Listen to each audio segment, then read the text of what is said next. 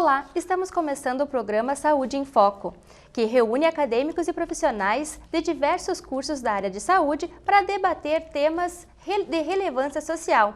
O Saúde em Foco é uma iniciativa do PRO e PET Saúde da Unifra. O tema que vamos debater hoje é morte e o processo de luto.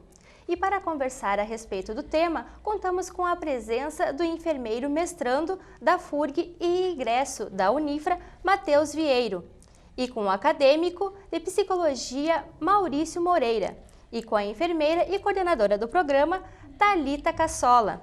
Obrigada pela presença de vocês. Obrigado.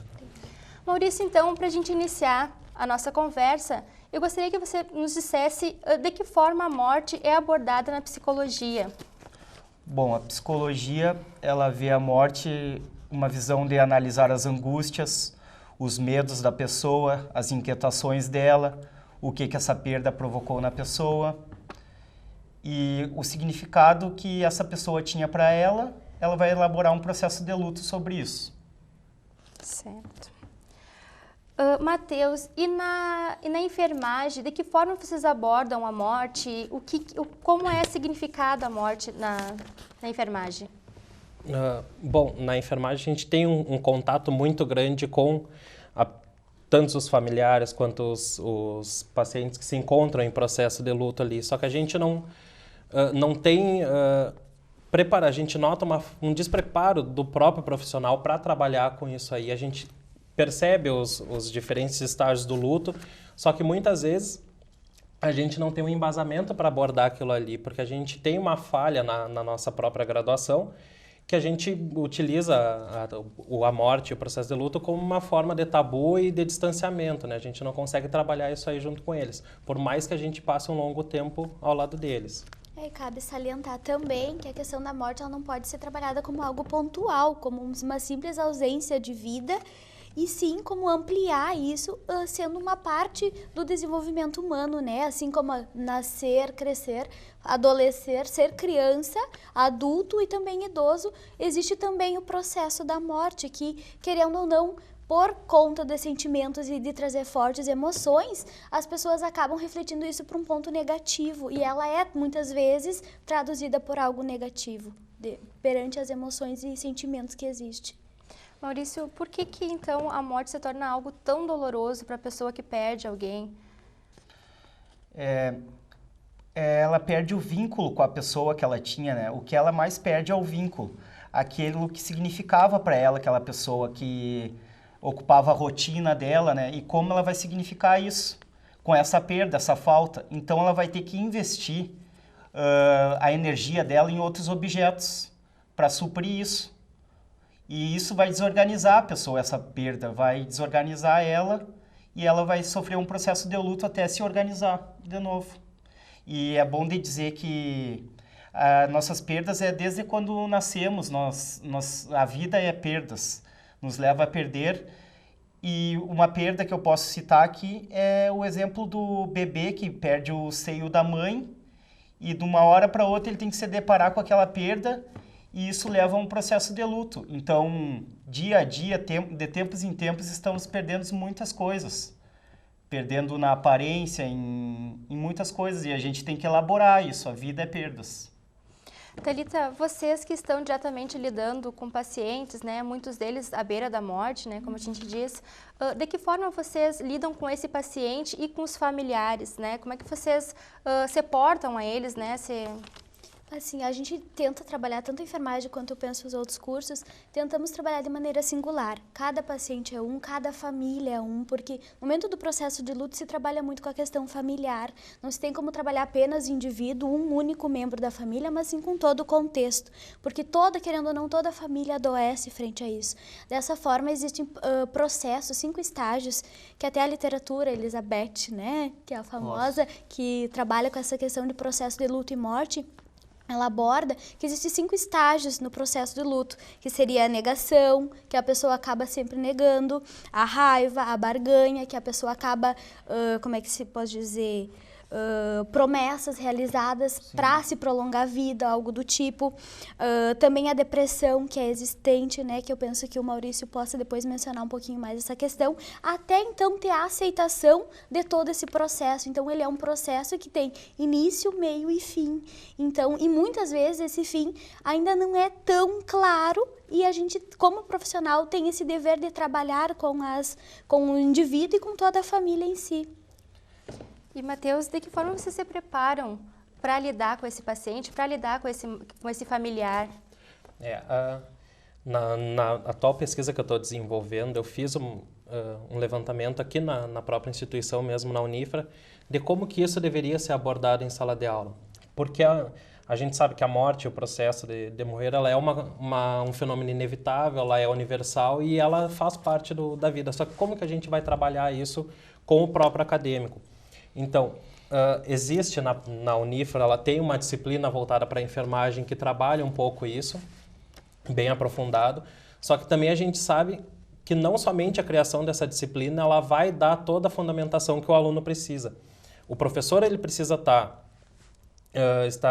bem fundamentado, com ideias ampliadas, que nem a Thalita falou. A gente não pode trazer a morte como uma finitude da vida, mas sim como integrante do processo vital, né? Não só como a quebra da vida.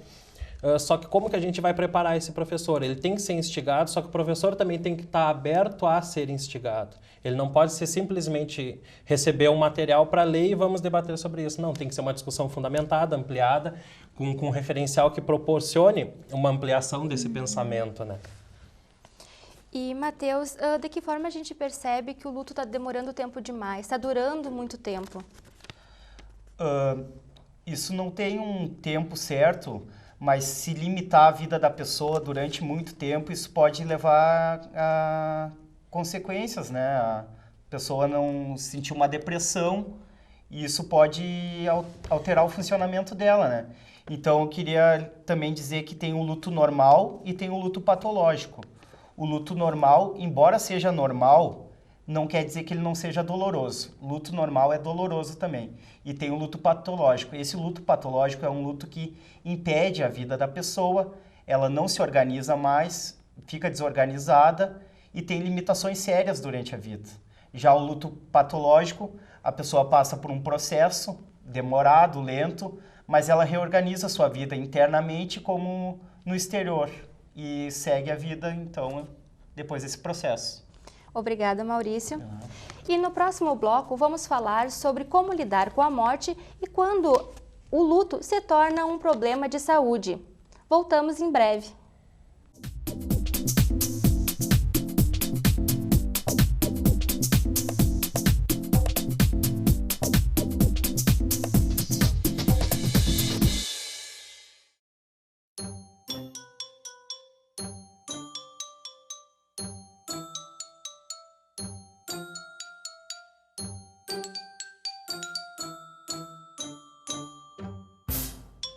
O apoio familiar é fundamental em todas as etapas da vida. O Lar Acalanto passou a abrigar também as famílias das crianças em tratamento de doenças crônicas e degenerativas. E é por isso que precisa ainda mais da sua colaboração. Ajude o Lar a colorir esta causa.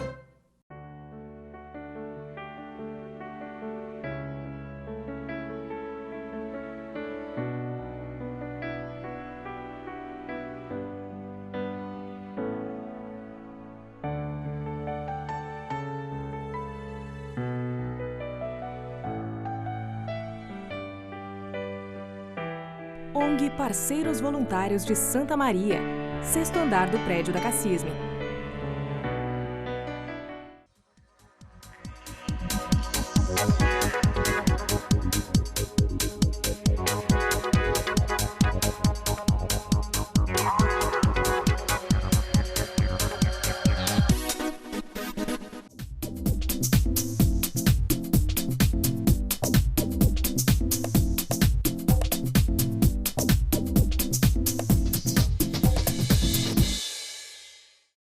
Estamos de volta, hoje com o tema Morte e Processo de Luto.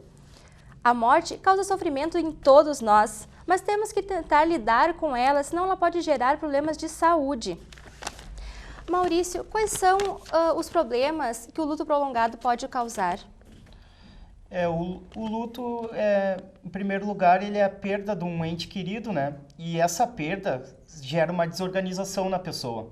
Ela tem que se haver com a falta daquilo que ela tinha, daquela rotina com a pessoa, do vínculo que ela tinha com aquela pessoa. Então, isso pode ocasionar uma depressão, como eu falei, um luto normal, né? Que ela elabore isso, que ela pode se organizar, ou um luto patológico. Ela pode gerar uma depressão, ela pode se isolar do mundo, pode ficar triste, ou ela pode elaborar esse conflito e conseguir levar depois um tempo. E a academia prepara vocês para enfrentar essa realidade, né? Para conseguir trabalhar, então, com esses problemas que o luto gera? Especificamente não é abordado na nossa formação, mas ela é abordada indiretamente, porque nós analisamos as angústias e os medos das pessoas, as tristezas dela. Então, de uma forma global, a gente vê o indivíduo como ele se sente. Então, a gente também estuda sobre perdas da pessoa, né? E perder uma pessoa faz parte das perdas do ser humano. Então, a gente analisa as angústias dessa pessoa. Já na questão da enfermagem, os nossos docentes e professores, a maioria foi formado num paradigma pautado que não deveria se ter vínculo com o paciente. Dessa maneira, existiria aquela famosa frase que tu entraria para atender um paciente e tu separaria o pessoal do profissional. Hoje não se trabalha mais nessa perspectiva. Enquanto enfermagem, hoje a gente tem uma disciplina na graduação, que é clínica ampliada, que trabalha com a questão da morte e processo de luto. Talvez seja muito pontual ao ponto de tu trabalhar com um tema tão amplo, mas é interessante porque tu acaba conhecendo, compreendendo diversas fases e etapas para ti, então, mais tarde poder trabalhar com o paciente ou com o teu usuário, ou familiar em si. Acho que o Matheus complementa com a questão da... Na verdade, a gente não tem dentro das diretrizes curriculares para a enfermagem uma disciplina... a obrigatoriedade de uma disciplina que aborde essa temática. Só que a gente sabe que é um momento que a gente vai presenciar, tanto pessoal quanto profissional. E nós não somos seres fragmentados, né? Que nem a gente fala. Nós somos parte pessoal, parte profissional, e nós temos que achar um ponto de equilíbrio para trabalhar isso aí. Porque senão a gente não vai conseguir dar assistência nenhuma, tanto pro ser que está em processo de morte e morrer, quanto pro familiar ou acompanhante, dependente que está junto com ele. Porque nós, por mais que a gente não tenha um vínculo familiar com as pessoas, a gente, como passa muito tempo junto com aqueles seres ali na unidade ou em qualquer outro local, a gente desenvolve um certo vínculo com ele e é uma perda para nós também. Só que a gente tem que aprender a trabalhar isso, tanto na graduação como com o próprio profissional que está lá na prática atuando. E essa questão de, na academia, não ser muito tratada, eu vejo assim que é uma ferida falar sobre a morte, é tratar da nossa ferida, sabe? A gente se haver com nossos sentimentos, sabe? E inconscientemente nós não nos vemos morrendo, sabe? Nós nos vemos imortais. Então fica difícil de colocar isso na teoria, de falar isso.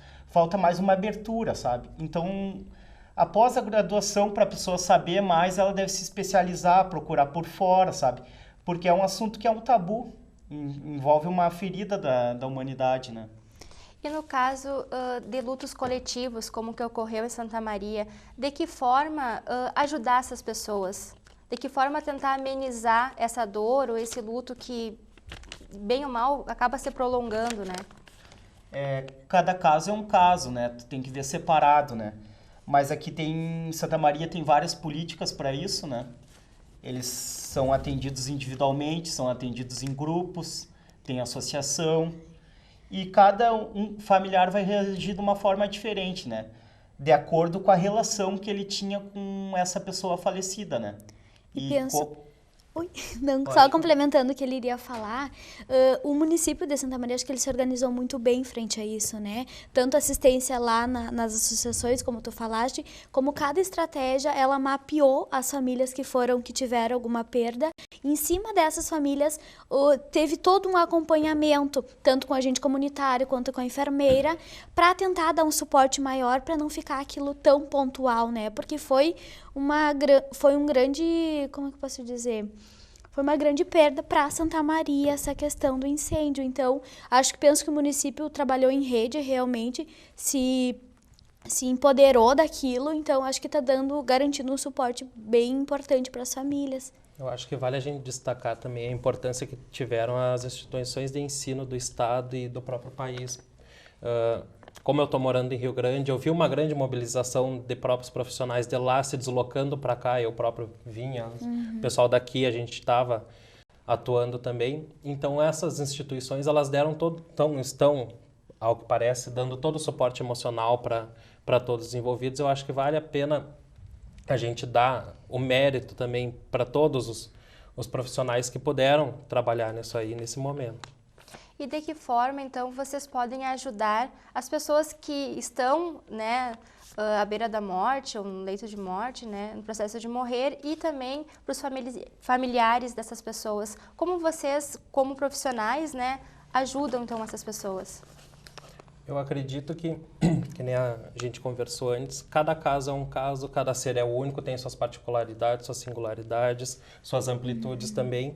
Então, eu acredito que a melhor forma de tu ajudar alguém num momento tão doloroso quanto esse é perguntar como ele gostaria de ser ajudado, de que forma ele, porque muitas vezes a gente está lá, simplesmente o fato de tu estar do lado daquela pessoa, segurar numa mão, abraçar, já é um conforto para aquelas pessoas. Então, a partir desse vínculo que tu vai criar, tu saber como ele gostaria de ser tratado, como eu gostaria de ser tratado, como a Thalita gostaria de ser tratada. Então, a partir disso, a gente consegue ter uma sensibilidade de abordar isso aí com as pessoas, claro, em suas particularidades, né?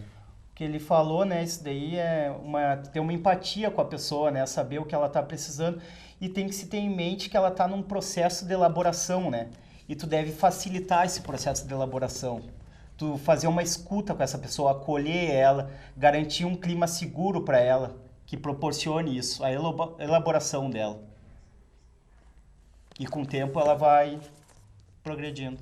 Thalita, você de falar alguma Seria coisa? bem isso que eles mencionaram, que não, tu tem que trabalhar com a singularidade, de compreensão frente a esse processo e tentar ampliar quanto à família, não reduzir apenas ao indivíduo, a problemas, mas sim ampliar quanto a todo o contexto, porque tu não cuida de um único paciente, tu cuida de todos os membros da família, não se tem como individualizar. Obrigada, Thalita. Infelizmente, o nosso programa chega ao fim. Lembramos que se você quiser assistir a nossa programação, pode acessar o site do YouTube, no canal Unifra Online. Até a semana que vem!